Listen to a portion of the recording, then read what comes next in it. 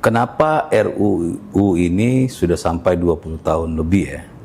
Artinya setiap pemerintahan ya, baik dari kalau dihitung ya dari zaman Pak SBY berarti ya, dari Pak SBY, Pak Jokowi hingga Pak Prabowo, tentu ketika mau membangun undang-undang itu, ya membentuk undang-undang, tentu ya bersama DPR ya, DPR dan pemerintah ya, itu pasti punya niat, kan niatnya dulu nih, ya niat itu pasti kan tujuannya pasti hal yang positif. Kenapa berlarut-larut? Ya karena ketika mau diimplementasikan hal positif ini, mereka melihat ada sesuatu juga, ya. Jangan sampai yang dianggap atau yang dinilai hal yang positif, akhirnya setelah undang-undang itu jadi, ada efek yang akhirnya negatif terhadap, kalau kita bicara undang-undang RUU PPRT ini, terhadap ART-nya sendiri, ya.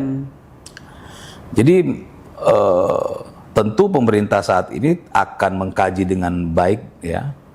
Kenapa sih di pemerintahan sebelumnya walaupun terus dibahas hal ini, kan tetap dibahas kan? Iya. Tapi belum dijadikan undang-undang, kenapa gitu kan?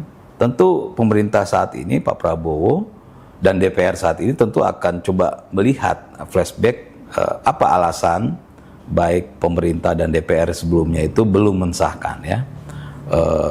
Karena tentu ada hal yang ketika ini disahkan sudah menjadi undang-undang, sudah menjadi produk hukum yang harus dijalankan, tiba-tiba bisa merugikan pihak yang sebenarnya tujuannya baik bagi mereka, tapi akhirnya menjadi tidak baik bagi mereka gitu.